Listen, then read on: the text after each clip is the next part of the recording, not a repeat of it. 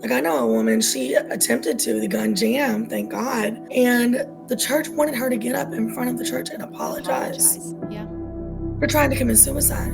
What are we doing to these people to make them feel like it's so bad that you have to take your life? But then if you fail at taking your life, you got to get up and apologize.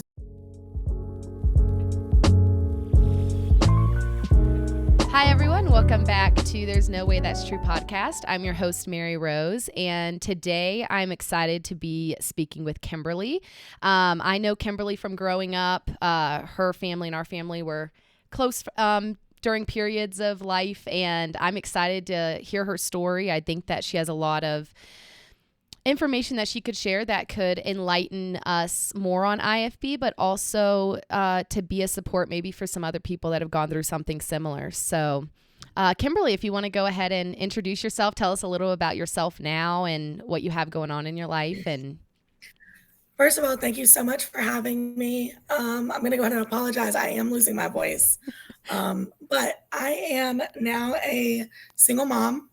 I have an 8-year-old boy who came to me through fostering back in 2017 when he was 6 months old. He was my first foster child, and through circumstances, I was able to get custody of him in 2020. Wow. So he's no longer in the system, but I do have custody. I'm a full-time student. I work part-time. He's involved in tackle football, so we stay very, very, very busy. Do you sleep? No. Yeah. I sleep a lot. How? I make time. Great. So how, I know it wasn't necessarily like me reaching out to you. We kind of like conversed, and then how did you feel about the idea and thought initially of coming on to kind of a more public platform to share your story?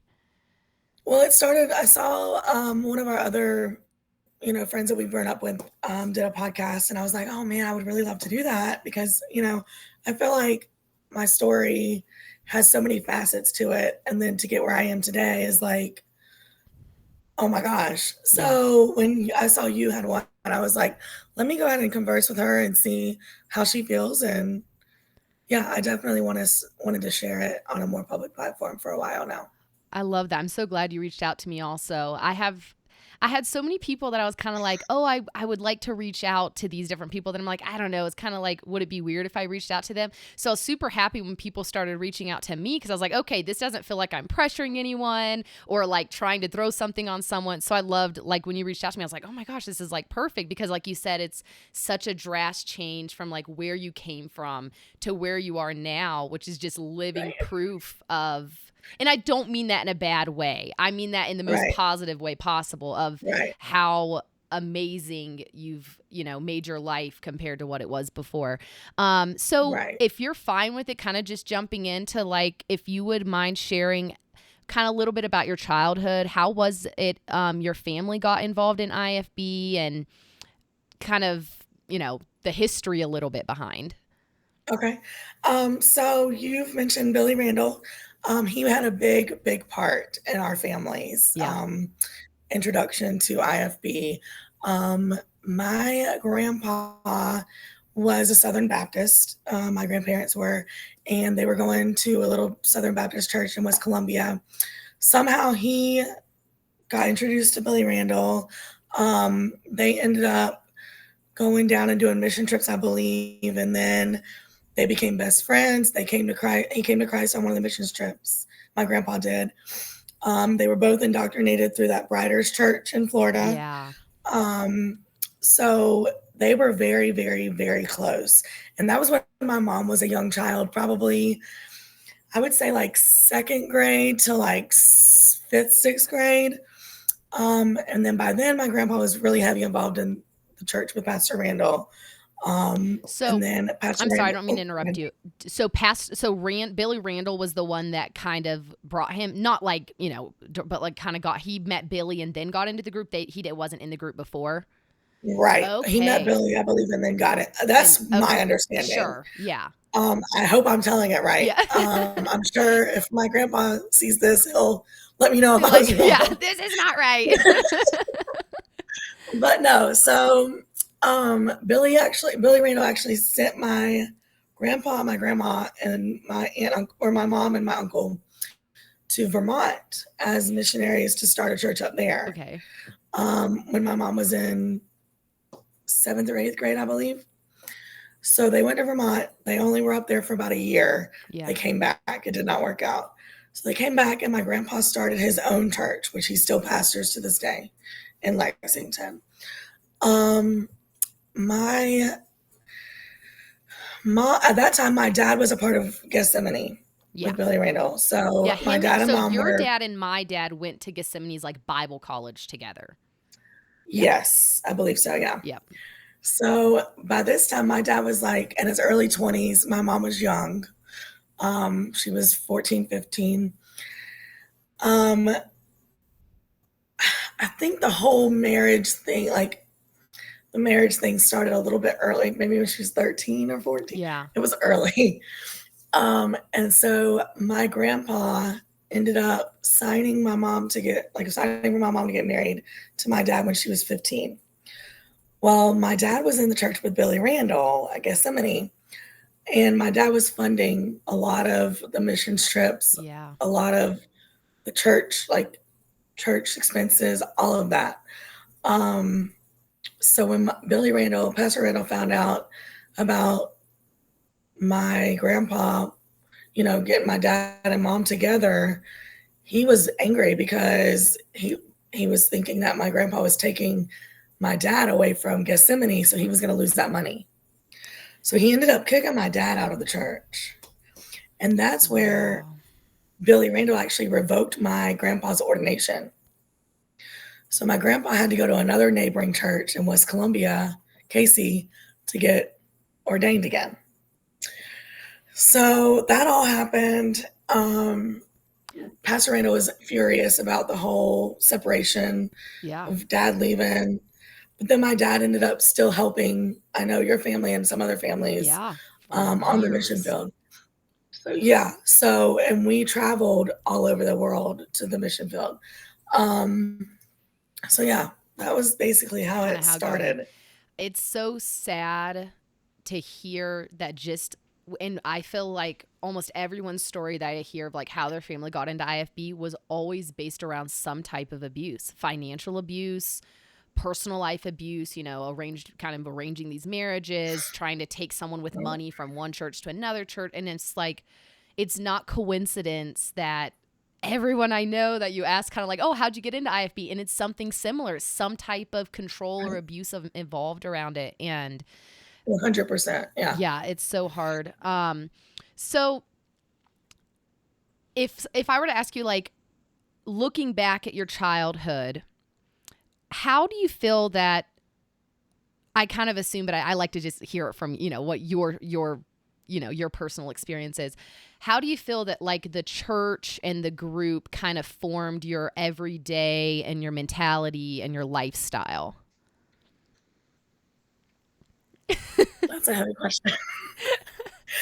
um, well, like you said, it's based on some type of abuse. And Yeah. so, um, as a young child, of course, I lived a very good life, per se, as far as like I didn't want for anything. I didn't, I was not physically abused by my parents. Like, Yeah.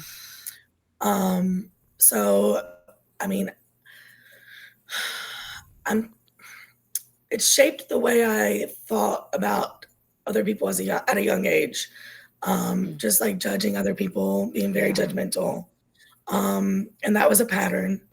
I would have friends that were outside the church, or that went to less dogmatic churches. Yeah. And they were allowed to wear pants. They were allowed to watch TV.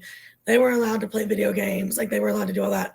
So the judgmental side definitely that carried on with me throughout into adulthood. And even now, like I have to stop myself and be like, just because they do things a certain way doesn't mean they're wrong, or you know what I'm saying? Yeah. Like, and it's so funny how things from childhood shape your everyday thoughts Yeah. as an adult, especially when going through abuse like that and through, the dogmatic situations we were in. Yeah. It's I honestly, personally have experienced the same. I think because I got out at kind of a much younger age, it's helped a little bit with that. But I know many people that, even in their 30s, 40s, 50s, it's like when someone's raised that way, it's ingrained in them, especially in our experiences where it's like every single day. And it's really Right. hard because I'll even absolutely catch myself being like, oh my gosh, like I can't believe that they would do that. And I'm like, wait, this is from the way that we grew up, because the church, that's what it was, Right. from the pulpit, from the top of the church down, was Yeah. always, no, you're wrong for this. Oh my gosh, these people out here doing this and this and this. Not only was it Right. judging them, but it was, they're going to hell. This is like Oh, the yeah. worst of Oh, the worst. 100%. Yeah, And, the yeah. calling, it was even Like, public. my friends that I went to school with, like, my friends that I grew up with and went to school with, Christian school, like, they wore pants, and so they were going to hell. They're not Yeah. saved. Or they use the New King James Bible. They're not saved. They're going to hell. Yeah. And it's so, but So, I think it's intentional so that, we would grow up the same way and continue the same culture. But when we get out of it, I think is when it's really noticeable how extreme and negative it is. Because like you said, even into adulthood, you still have those same tendencies to judge others. And it's like on anything. It's not even, it's just like a very judgmental attitude. But the church right, itself definitely has. I mean, even in the church, it's like families are judging the other families because they dress better or they dress worse or their kids are more right, godly. And it's just, all of it right, is based around this kind of condescending attitude. Um, right. so looking back, are there any moments that, I mean, for me, there's so many, it would be hard to kind of choose one specific, but that you look back and you're like, wow, this is hard to believe that this was normal for us. Um, Probably there's so many, yeah, Yeah. there's a lot. Uh, one of the times, my mom actually does not remember this, but I was very big into horseback riding, and I was about to start doing English show Yeah. riding, and that was gonna require me to wear the pants, Yeah. and I was not allowed to continue with that sport because I would have had to wear pants.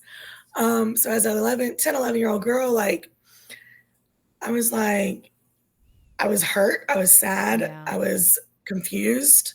My mom does not remember that being the reason for me quitting, and I we were talking about it the other night, and I was like, "Yeah, 100%, like, y'all literally took me out of lessons because I was not able to wear pants." Yeah. Another thing would be when I was 9 years old playing with Barbies, and I would line my Barbies up like they were in church, Oh, and I would get Ken up at the front and be preaching to them for the way they were dressed. yeah. And it's like, how Yeah. how does Whoa. that even happen?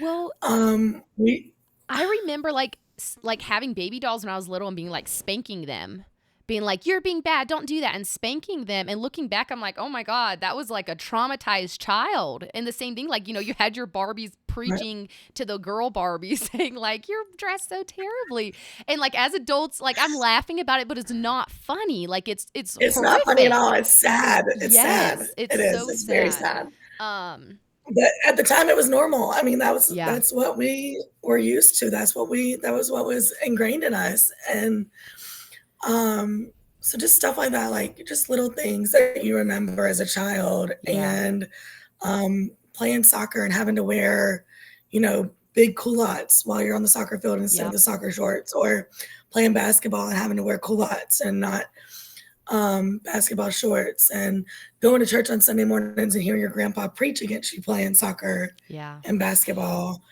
That was all normal. I yep, mean, it happened every week, you know what I'm saying? Like, yeah.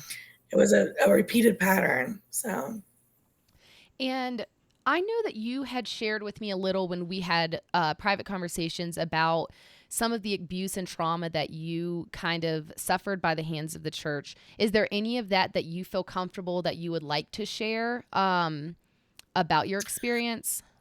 I actually do wanna share this part because I think a lot of people in the IFB go through what we went through as far as the ostracization, however you say Yeah. that. We were Ostracizing. ostracized. Yeah. Yes.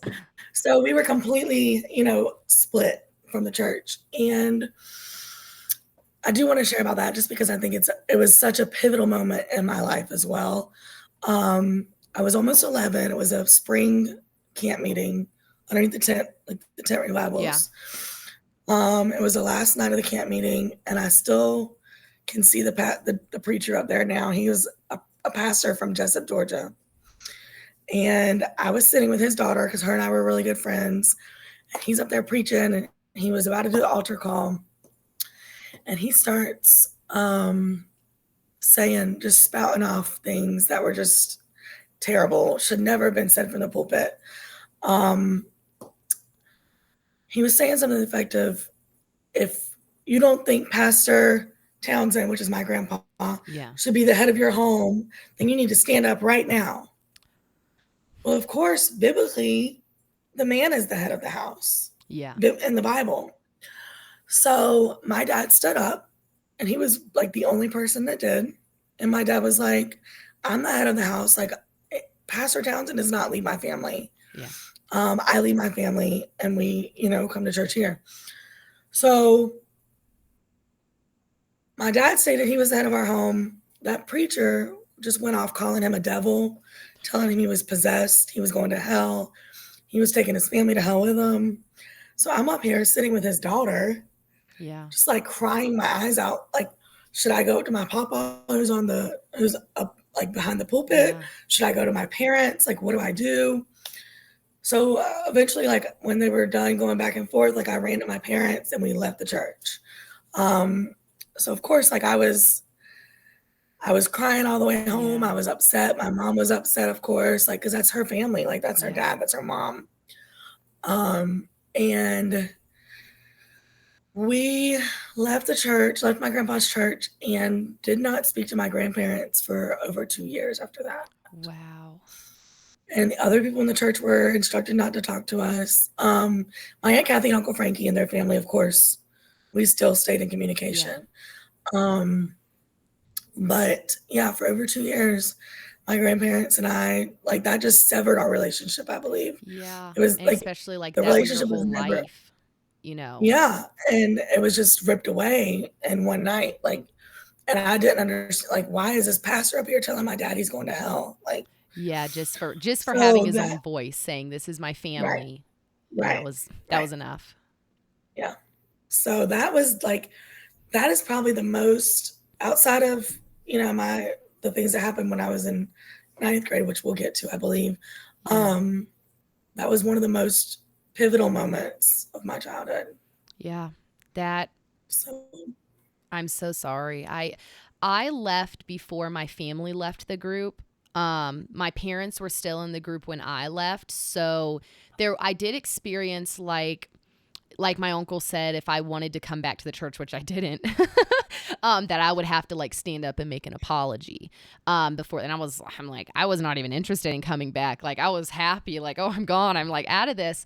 But my family did, my mom experienced a lot of that with the leaving. right, And it was so hard as an adult. So I can't imagine as like an 11-year-old where this is your whole life. This is your family. This is your grandparents. These are your best friends, to go from like, this is everything in my life, to your dad's going, like taking your family to hell and then no contact.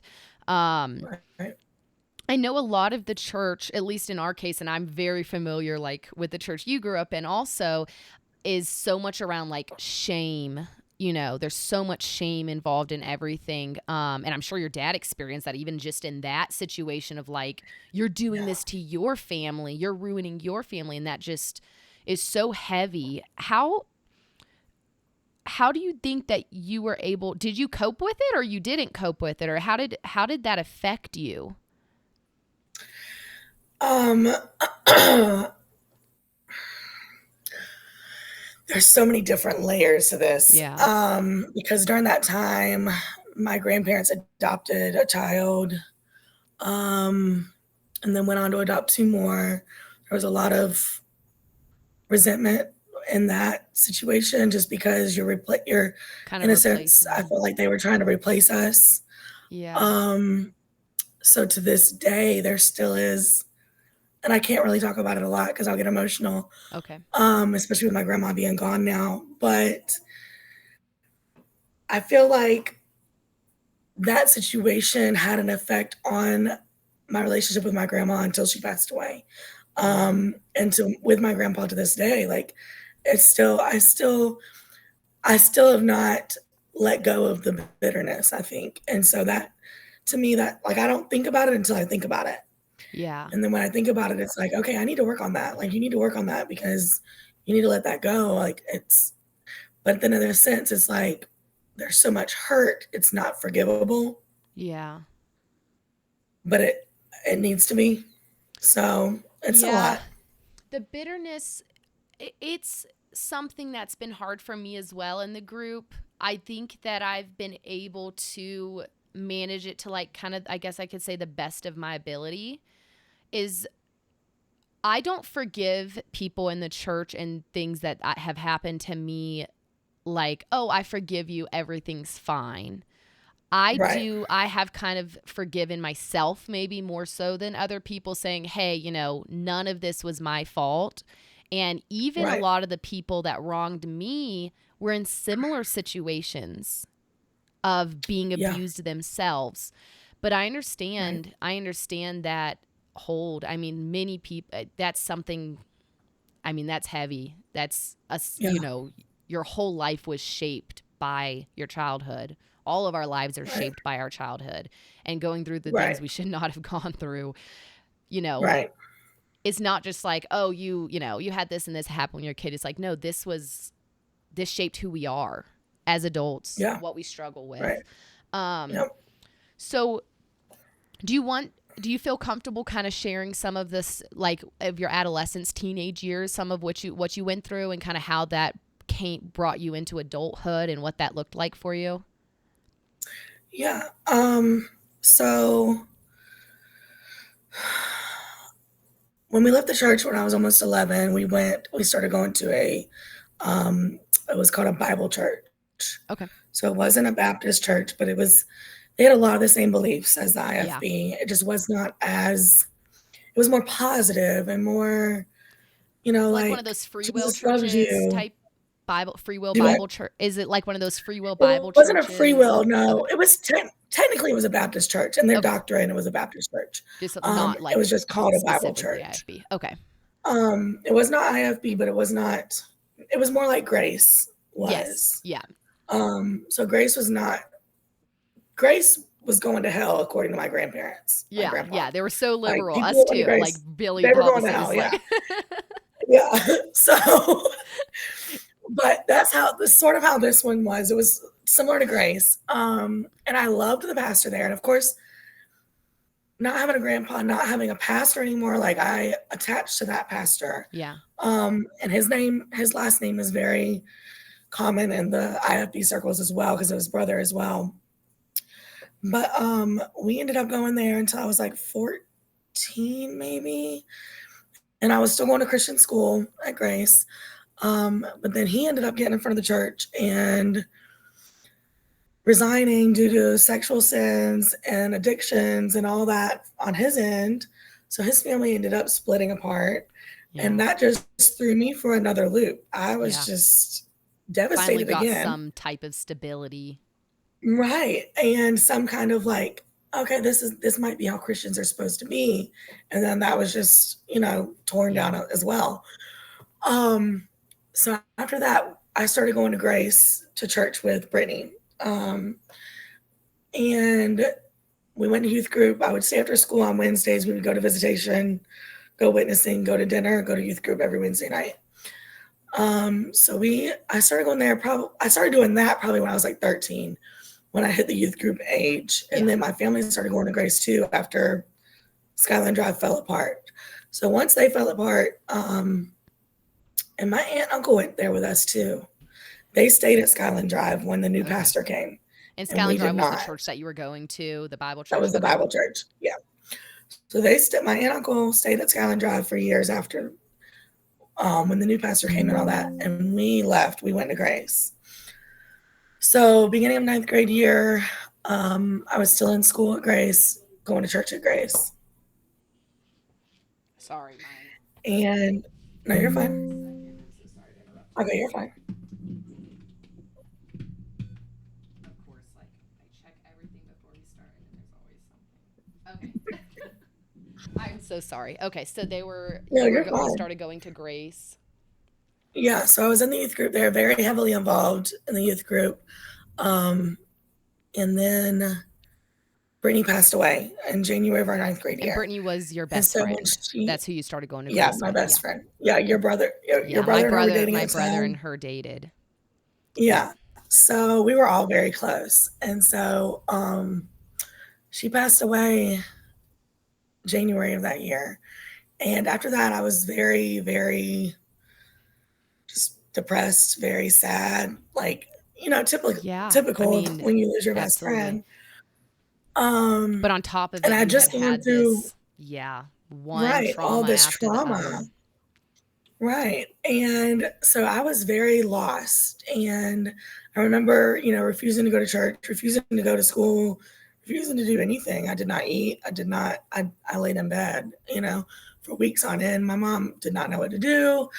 Um, so that I did, I would go, I would go to church sometimes, but then the youth group, people didn't know how to talk to me Yeah. because it was always Brittany and Kim. Like it was Britt and Kim, Britt and Kim, Britt and Yeah. Kim.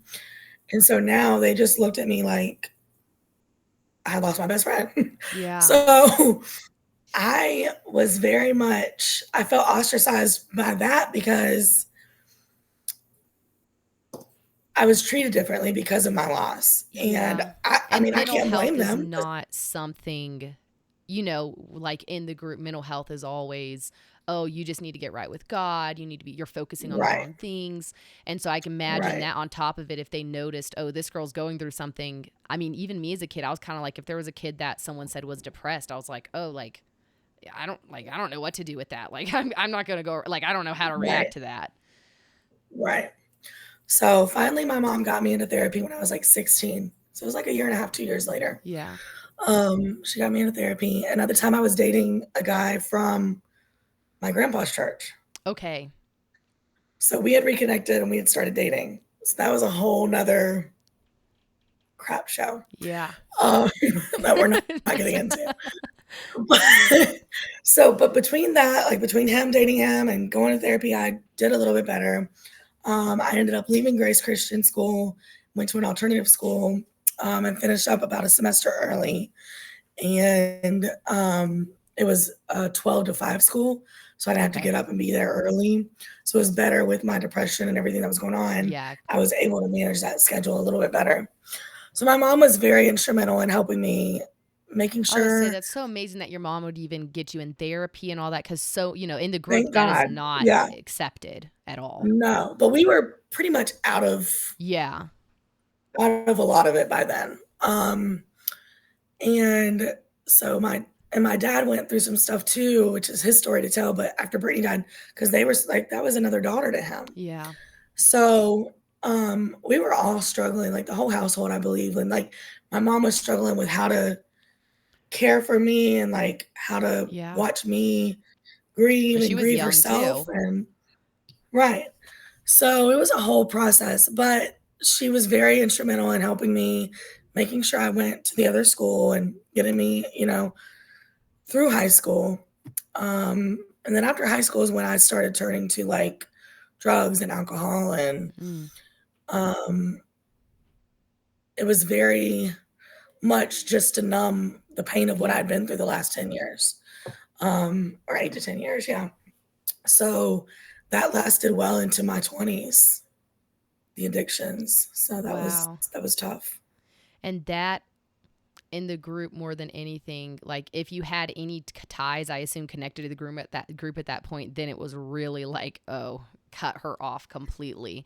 At least in the cases Yeah. I And know of. yeah, like my mom she kicked me out of our apartment when I was 19, Yeah. just because, my sisters, like my mom and dad separated and we moved into an apartment when I was 18. So that was another thing. That was another Another. traumatic thing. And so we moved into an apartment. I lived there for about a year and then she kicked me out because I was just out of control. Yeah. Um, she had to do what was best for Kenzie and Yeah. Candace, which I don't fault her for that. Um, But I ended up couch surfing for a few months until she was actually generous enough to let us rent my childhood home. Yeah. So me and my friends got together. There was three of us, and we rented out my childhood home, and I lived there for a couple years. So that was very helpful. Yeah. But at the same time, like she knew I was struggling. She still let me, like she still helped me. Yeah. Um, It so sounds that like was your more mom to, was such a I mean, every mom's such a huge part of your life, but it sounds like she was a yeah, huge support. And she that is, was. in my opinion, that is so impressive considering I know her dad. I know, Right. I mean, probably not the extent of it, but I know how she was raised for her to overcome that and look at her child and say, no, I'm going to help Yeah. them. I'm not going to just Right. leave them in the streets, or I'm not going to just cut them Right. off. And it literally it is a testament to what kind of woman she is. Yeah. And I will forever be grateful. Like I'll forever be grateful for that. So, but like I said, we rented that house for a few years, and then I ended up living with my godmother, Okay. who we went to Skyland Drive with years Okay. before. She didn't have any kids. She sort of took us in. And I had gotten a new job, a corporate job, and I was living with her, still, partying, Yeah. doing whatever. So you would ask me in our private conversations, like, what was the breaking point? Like, what was Yeah. the point when you realized, like, okay, something's got to give. Like, this is my rock bottom. Hmm. And I feel like I've hit rock bottom a few times, Yeah.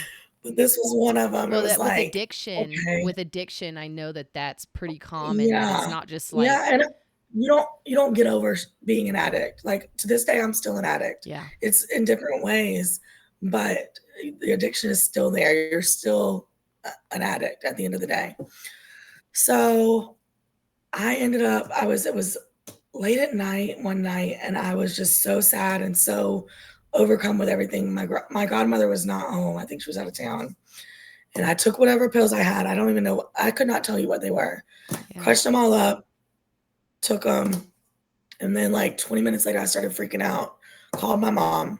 She rushed over there, came up the stairs. I was on like the third floor. She came up the stairs, picked me up, got me downstairs into her car, took me back to her house because I was okay. I was just like real Yeah. out of it. And like I wasn't foaming at the mouth or like Yeah. not breathing or anything. But she took me to her house, ended up making me throw up and all that. And then she sat up the whole night. She sat up next to me and watched me. And until everything was out of my system, she made me stay with her for about I think it was about 4 weeks. After that, I took like a leave from work. I took like a week off from work. Um, and so that was like the turning point to where, okay, I'm not doing these pills anymore. And thank Yeah. God I've not taken pills since, unless Wow. they were prescribed. Yeah. So yeah, that was very much um, the turning point for that Yeah. addiction. Do you It was mind me scary. asking, was your intention to take your life, or was it to just be Yes, like, it was? Oh my gosh. I'm yeah, so glad that 100%. it didn't work and that you called your Me mom, too. but I'm so sorry that you got to that point. Um it's just, it's not okay that so many people that we grew up with have similar stories. It's not Right, just individual, oh, it's just they're prone to depression, or oh, they're prone to this. No, it's not. It's the group played a huge part. I'm not saying right, 100% of everything, but a huge part of all of right. this is the I mean, group. my family has a history of depression and all that, so Yeah. I know that's part of it. My grandmother on my dad's side committed suicide, Yeah. and my uncle. So we do have a history of that, but at the same time, the group, the abuse we were subject to, the names we were called, the things we were told, Yeah. just because we didn't do things a certain way that that man thought we should do them. Also, I think a to me a big, very important portion of it is the disregard of mental health issues. Oh, Like 100%. there's not in the group. No, there's no such thing as depression. You don't need to be on medication. these things could, again, I do understand completely, like even in my family, depression is very prevalent. But if you had a group that were more supportive, I mean, look at, there's churches right now that they have mental health support groups. The church runs those. That is like, yeah, that's wonderful. Acknowledging, supporting, helping through it. Our church was not only, there's no such thing as depression or mental health, it's just Satan or whatever. On top of that, anyone that maybe insinuated that they were struggling with that was then shamed even more, which is like, okay, you're having mental health, maybe addiction issues, then you're coming to someone for help and then they're just pushing you down. Like, what do you expect? You're creating the environment to have people become suicidal. And that's why it's so common. It's not just coincidence that all these families have kids and young people and even adults. I mean, I remember right before I left the group, a woman in the church committed suicide. And she had apparently come multiple times saying, hey, I'm suffering with depression. I'm having, these thoughts and well, I I know need a woman. help. Yeah. Like I know a woman, she attempted to, the gun jam, thank God. And the church wanted her to get up in front of the church and apologize. Yeah. For trying to commit suicide. And I'm just like, and that's in Casey. Like that's 15 minutes down the road. Like, what are we doing to these people to make them feel like that's so bad that you have to take your life? But then if you fail at taking your life, you got to get up and apologize because you should never have done that. You just need to be right with God. The psychological abuse is, it makes me angry still. Astronomical. It is astronomical the way that the amount of abuse that they put people through from the pulpit. It is. Especially women. Oh, especially women. I mean, it was so common. I was just talking to my husband. My husband is not IFB. His only, like, the only way he became familiar with it was through me. And so he doesn't know any, like, he thought he was in like his mom was Pentecostal and he thought he was in a conservative church growing up. Like he would go sometimes and then he heard our stuff and he's like, no, it does not compare. He was like, this is not the same. But we were talking about, just the fact of how the pastors, I know your grandpa would do this, Billy would do this, just in the church service, like call out a woman for something she was wearing in the service and be like, stand up. Do you think that it's okay? Everyone look at you. Do you think it's okay that all these people are looking at you wearing this right now? And I'm like, what is the point? Like, what?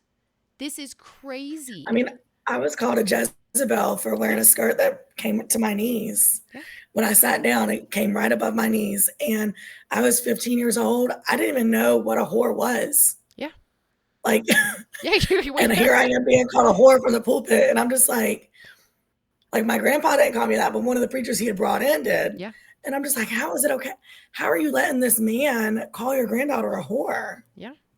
It is like, outrageous. I don't know how you can get, but I guess it's the cult mentality whenever you it's hard to understand until you're in it. Because also I have so many people outside of the group be like, well, why would you sit there and listen to that? I'm like, you do not understand the level of control. You really seriously thought that you would, I don't know, God would strike you dead if you tried to leave, or so, it's just the control they had over. You'll get in a car accident. Oh, you'll get in a car accident if you try to leave.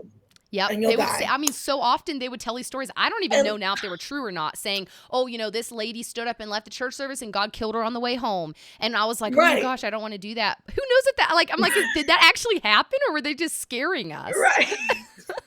And then it's like, oh, if they're out of the will of God, then that's why their son has cancer, because they're not in the will of God. And I had that was very abusive too. Yeah. I had some friends when I was about 14. I won't mention who they are, but they were about my age and they had gotten in a really bad car accident one night. And it was traumatizing for me. They were very close friends.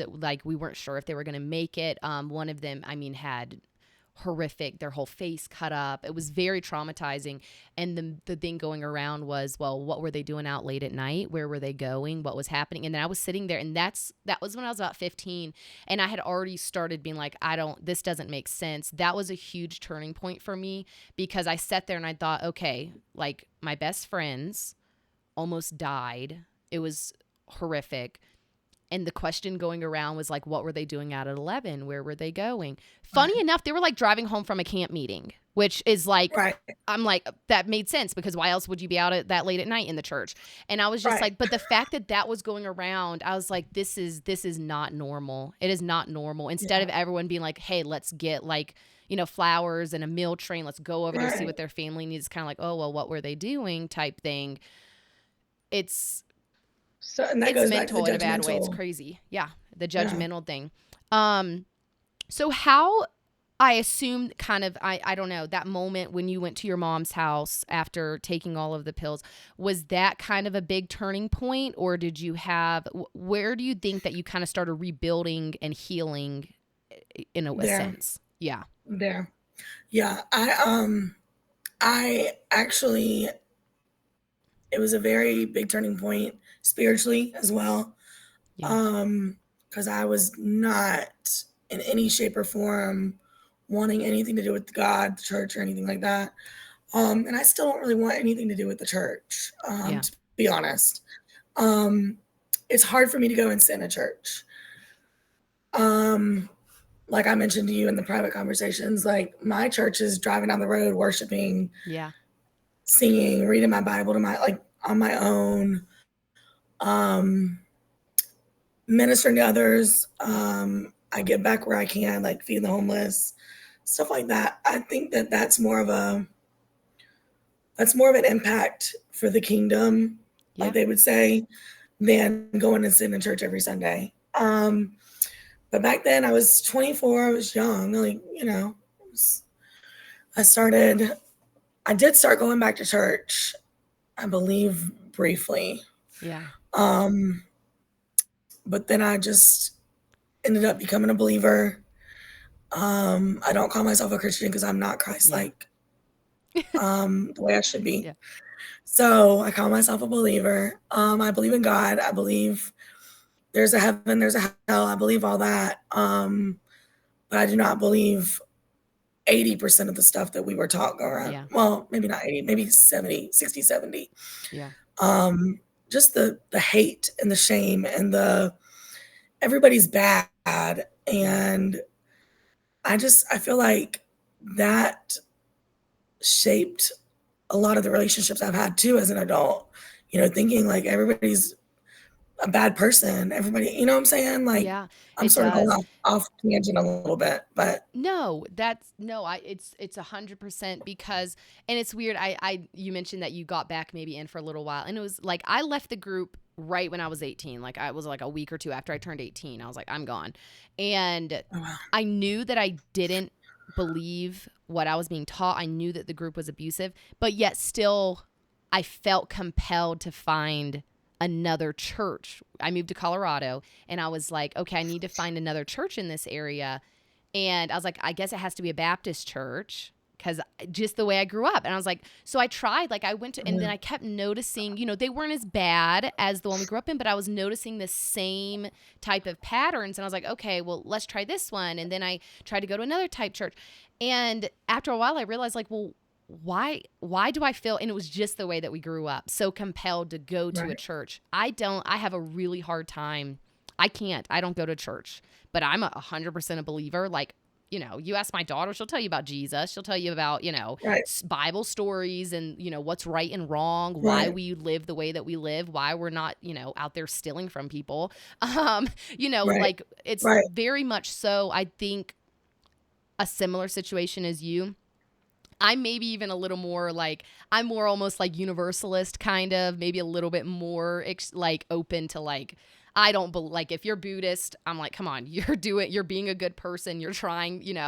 So and I think that's a struggle for so many of us that get out, is finding that place of, do I still believe in a greater being, a greater good? Do I believe in Right. God? Do I believe in something else? Where does that fit in? Because I mean, it's the same as like if you're in an abusive relationship, it's hard after that to ever get in another without just being like, okay, is this the same thing? Right. Is it not? And that's really how we grew up. We grew up in this abusive relationship with church and Right. religion and spirituality. Right. And so it's confusing and it's really hard as an adult to work it out. Yep. And 100%. Yeah. And so it's hard to explain too to people that you come in contact with, like people that I'm dating, like even like my like and I would like start to talk to or get to know, and I'm like, they're like, oh, well, you didn't do this when you were a kid. You didn't do that when you Yeah. were.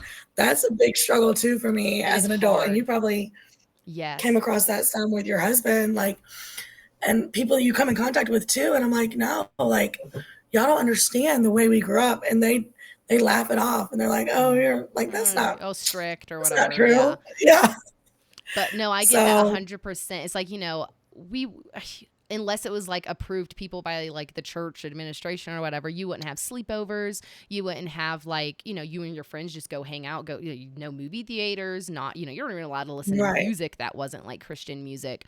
And even a lot of Christian music you couldn't listen to if it wasn't the right Oh Christian yeah, no. music. If it And wasn't, if so it was not hymns, I you laugh so couldn't much listen to. because my daughter will like ask me like, oh, when you were younger, did you do this? And I'm like, no, I wasn't really allowed to do that.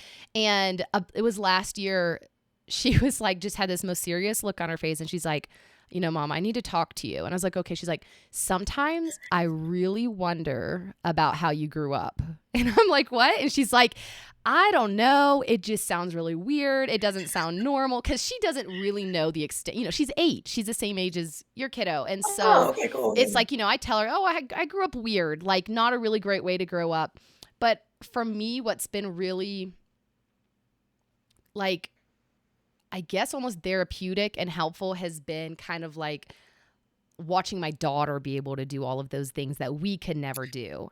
And it Yes. like brings, I Yeah. think it brings more joy than just a normal person because I like, and I'll cry. Like I'll see her going to like martial arts and going to things. And I'm like, this is like, these were things I would have loved to do as a kid, and seeing like her happy doing it Right. has helped so much. But it's also made me like, how were our parents doing this? How are they involved? How are our grandparents? Because Right. it's been very hard to understand, like having my own kid, how I could never do that. But again, Right. everyone went through their own. I'm not trying to be judgmental either. I know that they were brought into Right. bad situations, but it has definitely given me times of wondering, how could parents in the group be doing the things that they were doing, and still How did they now. tell us no? How did they, right? Like, Yeah, how did they justify. cope with watching their child be so disappointed or Yeah. watching their child, like, even with me being called a Jezebel from the pulpit, like, how did that make my mom feel? Yeah. Like, and you don't think about it at the time because you're thinking about you or just, that was just, Mhm. and I'm like, I never sat down to ask my mom, like, how did that make you feel? Like, It what was was going through yeah. your mind? It was so hard in my Um, mom's case, I know for sure, because so many things like that we wanted to do. And it was even hard sometimes for my dad too, definitely, because my dad's a musician, really into music. And I remember being a teenager and really, we were homeschooled and we didn't have like these options for doing like a band essentially. And so I right, found like a local place that did like theater and music and band.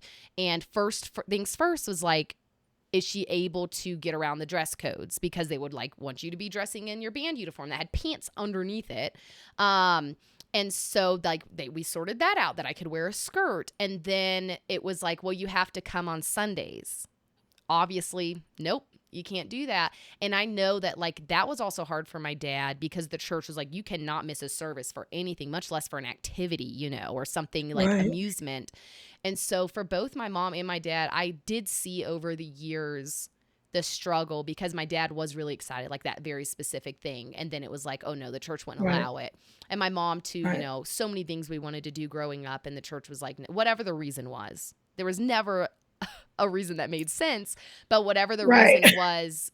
And that's, I can imagine, I know your mom definitely went through similar stuff. So Yeah, that's, it's just how many layers to the trauma there is. It's generational. It's, on right. top of, on top of. Um, so not to just like throw that out there and then switch, but what were like some of the positive things in your life right now that you look at and you're like, wow, this shows me, or all of it We maybe. made it. Yeah, exactly. Like this is like that's very obvious to you, that just brings you joy or reminds you regularly that you come so far. I think I look at my mom and dad's relationship now, and that is like a huge positive thing in our life, in Okay. our family life. Like, our family is we put the fun in dysfunctional. I'll Yeah. just put that out there. Like, we are very dysfunctional. Um, but my mom and dad have the best co-parenting relationship. Wow. And I say co-parenting and I laugh because we're all adults. Yeah, right. But but they still have to come together and parent us. Yeah. So my sister, I have a 29-year-old sister who's almost 30, and she has a daughter who's 6. And then I have a 23-year-old sister. And just being so close to them, like my 23-year-old sister, we got out, when she wasn't even born when we were at my Your grandpa's church. grandparents. Okay. And so when she was 7, my parents divorced, like split up. Yeah. So that there was not a lot of church after that. Yeah. So she didn't really grow up in it. But I was talking to her the other day because she would be like, she'll make comments, and I'll be like, girl, Girl, you're you not don't know what it traumatized was by like. church. I'll say that to my Right. younger siblings. I was like, you don't know what it was like. Right. I do that all the time. And she's like, no, Kim, I do, because y'all were going through it and you drug me through the Aftermath. healing process, Yeah. like the aftermath. And she was like, I was never in it, but I feel like I was, because I had to witness y'all dealing with it and going through it all. And I was like, wow, okay, yeah, that makes sense. Yeah. But like, I'll even tell Kinsey, like she's 29, so she was like 5 or 6 when we left my grandpa's. I'm like, you don't know, like you have no idea. Yeah. I had the worst. I had the brother. Yeah, that's like my older brothers who are like the same age as you. They're always like, you don't know. And I'm like, hey, everyone's got their own trauma. Don't be like judging mine. Right. Like, but no, I totally get it, because it is true. It's like, as the time went on, the younger kids, we definitely had it like better. But then I'm like, wait, I had it way worse than my younger siblings. And they're like, well, we like, all you guys ever talked about was how bad you had it. Right. So, but that, like, we all have a great relationship. That's great. And my mom and dad's relationship over the years has really, really gotten to the point to where they're like, we could all go on vacation together and be like, he almost went on the cruise with us in July. He would have went if there was a spot, but he thought he was going to be working a job, and he wasn't able to go. But the way that they parent, they grandparent with the kids, and it's just, that is like the main thing of like, okay, we made it through, we made it out, like we're okay, we're on the other side of this, and we're all I cuss a lot. We're all effed up. Like we're all very effed up. But we're here and we're thriving. Like we're not thriving, we're surviving most days. But from the outside looking in, we're thriving. We are doing well. We have great relationships with people. We don't all go to church. My dad tries to go to church every Sunday. He goes to a small, like, in-home church. And that works for him. And I don't judge him. I don't, like, I send my son with him a lot because normally I'm working. Like tomorrow he'll go with him to church. So that, and just being able to, like, I don't know, like being able to still have relationships with people that are in the church as well. Like that is very important, because my Aunt Kathy and my Uncle Frankie, they still go to your uncle's church. And I visited with them a lot a couple years ago, and then some things happened that were talked about in our other friend's podcast. And through all that happening, I was just like, that's not, I don't want to subject my child to that church. Like, so I just made the decision to stop going with them. But my aunt still, she checks on me all the time. We still have a great relationship. Even my grandpa, like, we don't talk, but maybe a few times a year. But it's not, like I said, there's still bitterness, but there's not like hatred toward it. There's not like, I never want to be around them again, or it's just setting the boundaries. We're gonna be okay. That's great. I mean, that in itself, like you said, is amazing. Just that, the fact that your direct family, like your parents and your siblings, went through a lot. I mean, there's so much more even it would take episodes and episodes to go through. but have gone through so much, and then, like you said, come out the other end and you're still together in a sense, Yep. like you still have Yeah. each other. And I think that goes to show how strong your family is, Yeah. And there was because a times lot that, of them aren't I like did not that. speak to my dad. Like I told you in our private conversations, like we went like 3 years without Yeah. speaking, and it was partly church trauma, partly other things, Yeah. but we worked through it and we were able to, come back together. And I think that does, like you said, show a testament to how strong our bond is as a Yeah. family, Yeah. even through everything. Because a lot of families out here, they don't talk to their kids, Yeah. or the kids don't talk to their siblings. And I'm like, Yeah. how do y'all go about and like live your life without, like, that always blows my mind, because I'm like, I could not imagine. Me and Kinsey don't get along very well. Like Yeah. we clash the most. And she's a gentle parent. I'm a Yeah. mess around and find out parent. Yeah. Like we're completely opposites. But at the end of the day, she is going through a situation right now with Prince's older sister, and she called me yesterday for advice. And Yeah. think like, what do I do? What can you help me? If I need you to do this, and I'm like, yeah, of course. Like, so at the end of the day, we're all like, I can talk crap about them, but if anybody else does, Yeah. it's going to be a Yeah. problem, and Hey, vice no, versa. I can say that. You can't. Um, Right.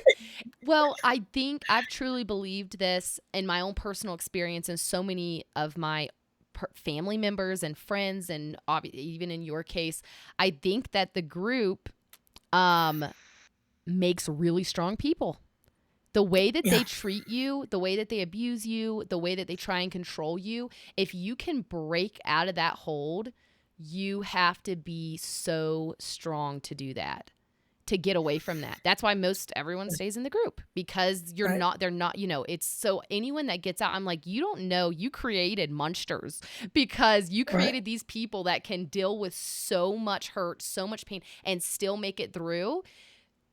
They're like Right. superheroes. I'm like, the stuff that Yeah. I've went through and the stuff that you went through, that we can Like still a get up and go to warrior. Like I work. feel like a warrior. Like we went through so many battles, and it's Yeah. like we're on the other side, Yeah, I'm like, what, Like, whatever the world's got coming, I'm like, come on, like, is it really going to be worse right. than what I already went through? Right. And so, like, that's, I don't know if that can really be considered a positive or not, because it's like, oh, I was hurt so much, now I'm tough. But it is true. It's like, because so many people I know, it's like, at least me, like in my case, I'm like, I know what I want. And it's like, I mean, I'm not talking about like being abusive or putting people down, but it's like, if that's what I want, like, you're not going to come tell me I'm not going to do it. Like, Right. I'm going to do what I feel is right. And I think in my case has been really helpful, because I don't really care too much.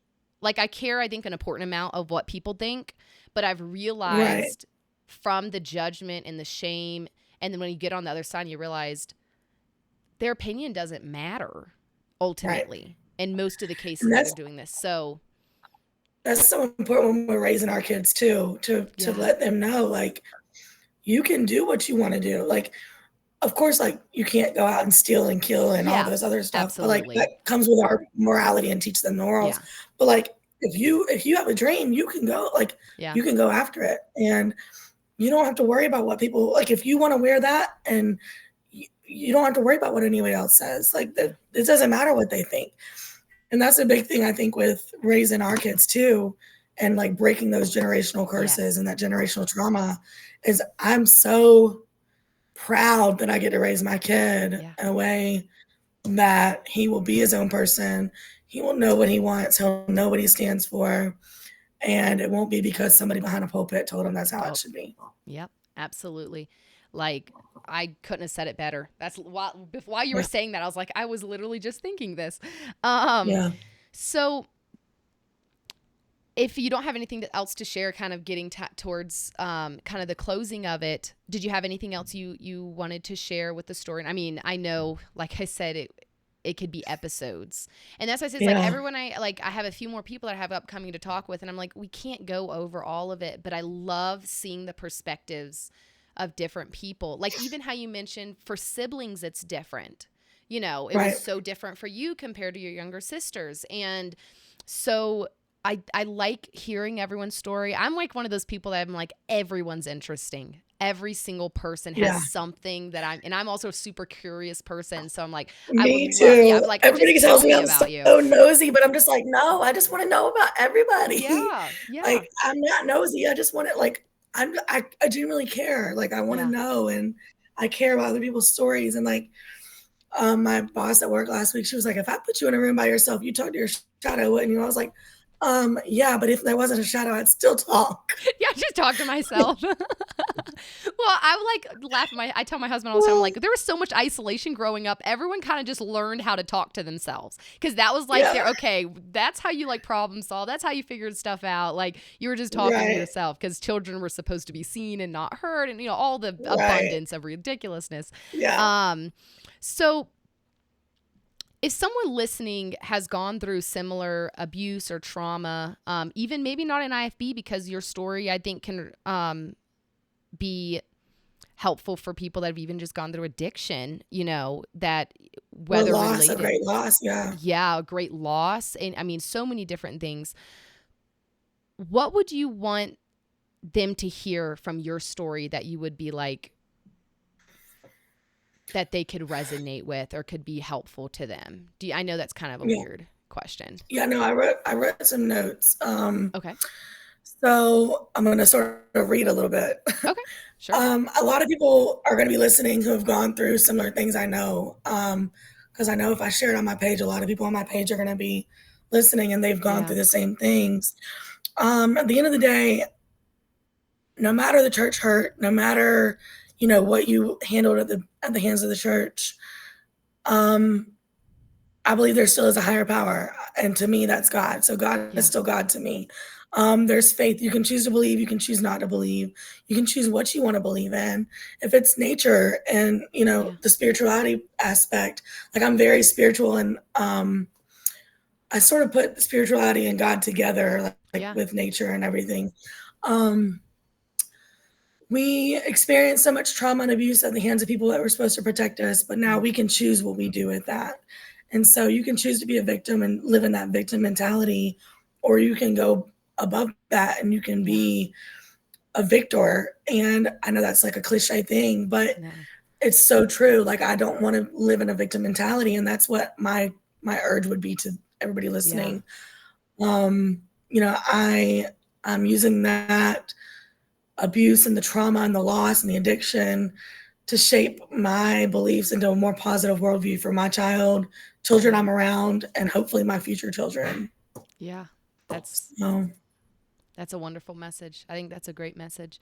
And like what now, like looking ahead in your life, what is kind of like that kind of keeps you motivated, keeps you going? Like what is your hope? Like what is it that keeps you on the path that you're on with your addiction, with your mental my health, with your son, trauma, your son? That's yeah, he's not biologically mine, like I told you, but yeah. he relies on me and he depends on me. And like I said, I still struggle with addictions. They're not in pill form anymore, thank God. Yeah. But I mean, alcohol is a big struggle with me. Alcohol. Um, so that I'm actually leaning towards trying to make the decision to step away from alcohol for a little bit, Yeah. and try to go into my sobriety. And I think that's my next big thing to tackle, Yeah. I would say. Um, And your son helps you, um, I assume, look thinking about your son and his future, and is that Yeah, what is your big and motivator? he deserves a mom who's sober, and he deserves Yeah. somebody who's there, and I haven't been, and I'll be honest with everybody watching, like, because people that are watching are gonna know, like, "Oh, well, she's lying, she drinks all the time," but it's it's a struggle, and so I think that that is, like I said, my next challenge to sort of tackle is definitely my sobriety, Yeah.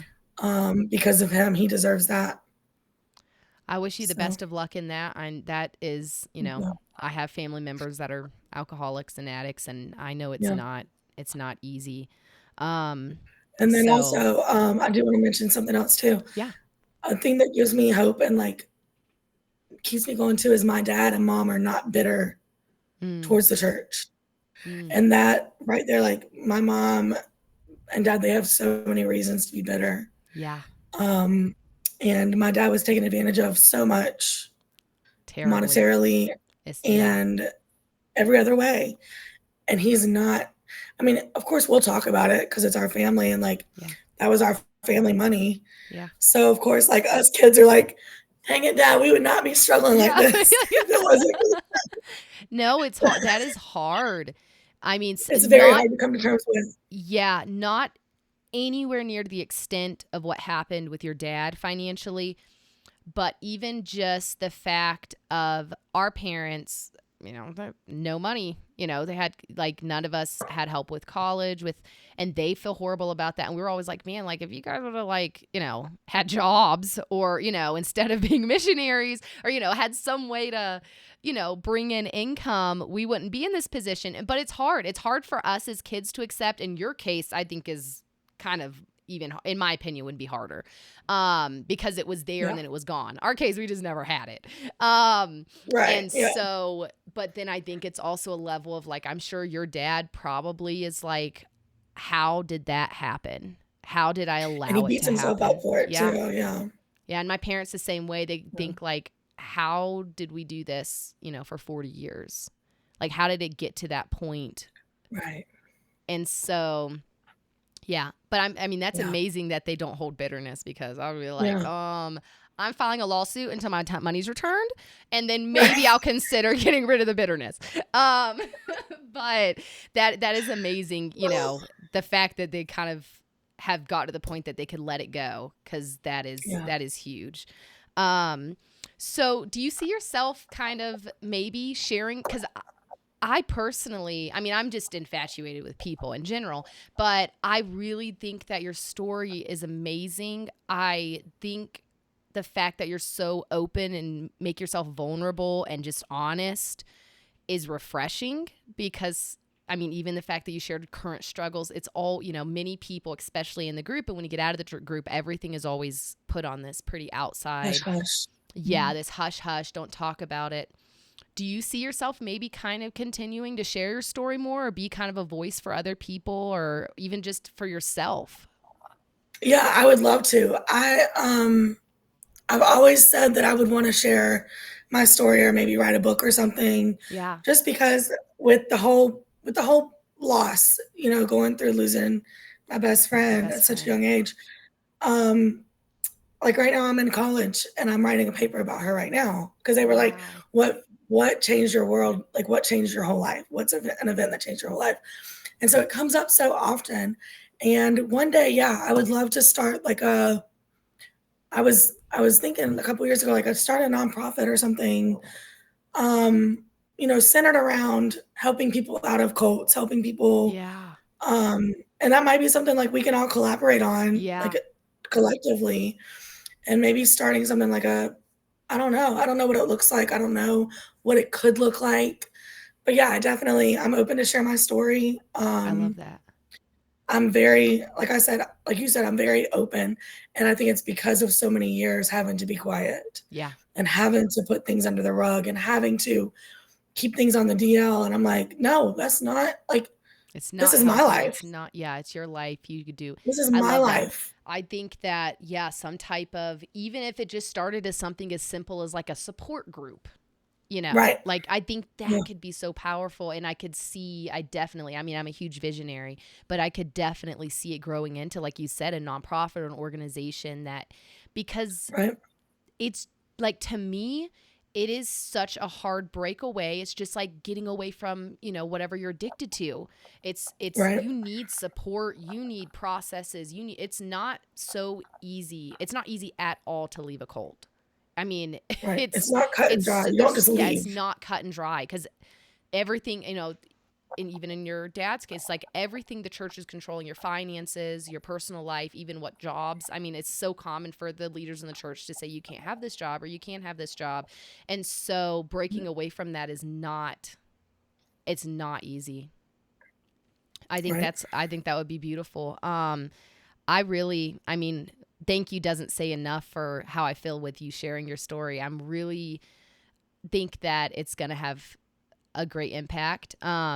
Before we close up, is there anything kind of closing statement or anything you wanted to share, or if you feel comfortable, I can put some information in the description for if people want to connect with you and whatever platform you feel That's comfortable fine. with. Yeah, that's fine.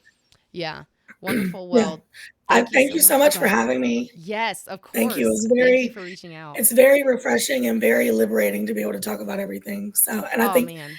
like I told my mom, it's very healing too. Like going through this is very healing for me as well. I love that. Thank you for saying that.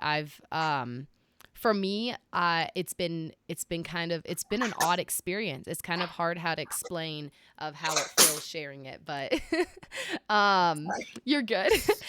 We're ending now anyway, so I'm really excited about getting this one out there and maybe connecting again, future Yeah, down the road, sounds some good. more projects and Yeah, just stuff. let me know. Yeah. Yeah. Thank you, Kimberly. It was great Thank talking to you. you. Bye. Thank you. Bye bye.